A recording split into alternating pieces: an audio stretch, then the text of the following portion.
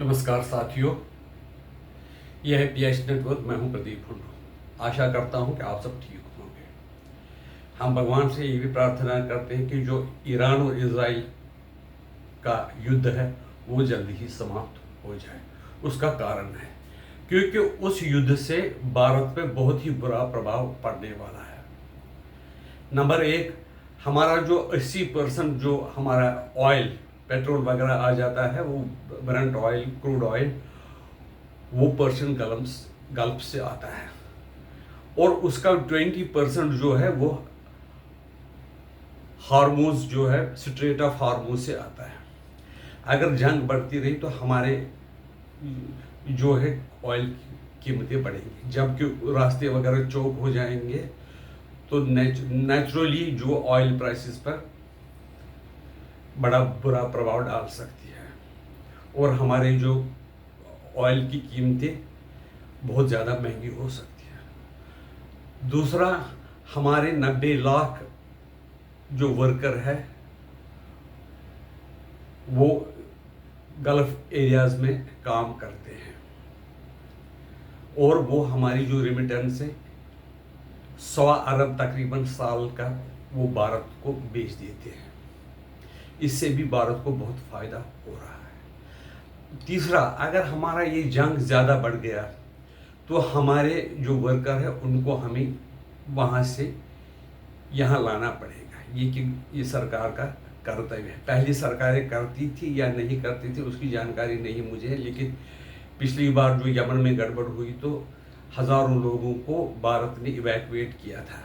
और यहाँ से नहीं, जब यूक्रेन और रूस की जंग स्टार्ट हुई तब भी वहाँ से केंद्र सरकार ने लोगों को, स्टूडेंट्स को वापस लाया। यहाँ तक कि पाकिस्तान के लोग भी हिंदुस्तान का झंडा उठाकर वहाँ से निकल आए।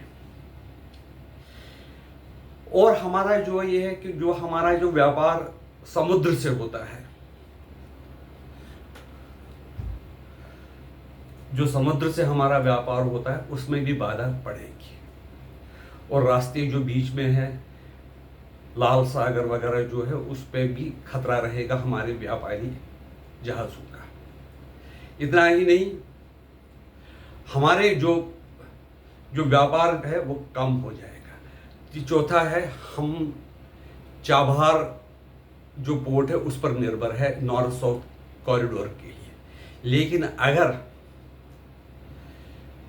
ये जंग ज़्यादा बढ़ गई तो वो हो सकता है कि वो भी हमें खोना पड़ेगा। हमने भी बहुत ज़्यादा इन्वेस्टमेंट चाबहार पोर्ट में की है और पाकिस्तान को अगर हम बाईपास करना चाहते हैं तो हमारे लिए चाबहार पोर्ट जो है बहुत ही इम्पॉर्टेंट है, तो हमारे लिए बहुत ही ज़्यादा उससे नुकसान होगा।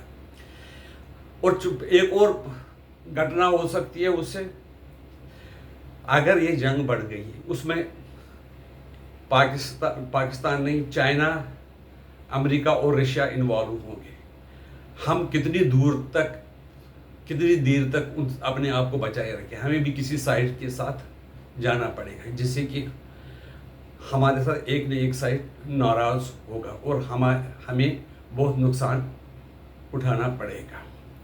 एक चीज़ है, मोदी जी ने जो हिंदुस्तान और पाकिस्तान के बीच में जो ऑफर पाकिस्तान ने किया जंग रोकने के लिए, तो उन्होंने ये बात मानी और अमेरिका भी चाहता था कि हिंदुस्तान और पाकिस्तान आपस में युद्ध न करें, ज़्यादा उसको बढ़ाए नहीं, क्योंकि उनको ये उनकी प्लानिंग थी कि उनको ईरान पर हमला करना है और हमला करके उन्होंने उसको परेशान करना है, बर्बाद करना, ताकि उसमें कोई कैपेसिटी न रहे कि वो एटॉमिक बॉम्ब बनाए। ये जानकारी तो दुनिया को नहीं थी, लेकिन उनके अंदर से ये मकसद था। और ऐसा भी उनको लगता था कि पाकिस्तान कहीं ईरान के सपोर्ट में ना आए, इसलिए पाकिस्तान को खुश करने के लिए उसके लिए कुछ $1 मिलियन उन्होंने IMF से रिलीज़ करवाए और उसको ये पाकिस्तान की लीडरशिप को बड़ा डायनेमिक लीडरशिप बोला और बहुत ही तारीफ़ की, जिसके लायक वो नहीं है। इसलिए मुझे लगता है कि हमारा जो अभी है कि 17 करोड़ लोग गरीबी की रेखा से, अति गरीबी की रेखा से पार हुए। अगर हमारे पास ये प्रेशर आएंगे ईरान और इजराइल की जंग से, हमारे लोग दोबारा गरीबी में, अति गरीबी में जा सकते हैं, और जो मिडिल क्लास भी होंगे उन पर भी बहुत ही ज़्यादा दबाव आएगा। आपकी राय इसके बारे में हमें बता दीजिए। हमारा आपसे ये भी आग्रह है कि आप हमारे चैनल को सब्सक्राइब कीजिए, वीडियो को लाइक कीजिए और कमेंट करना ना भूलें। आप अपनी राय दोबारा, हम आपसे ये निवेदन करते हैं कि क्या हमने पाकिस्तान के साथ जो जंग रोकी वो ठीक किया कि नहीं। नमस्कार।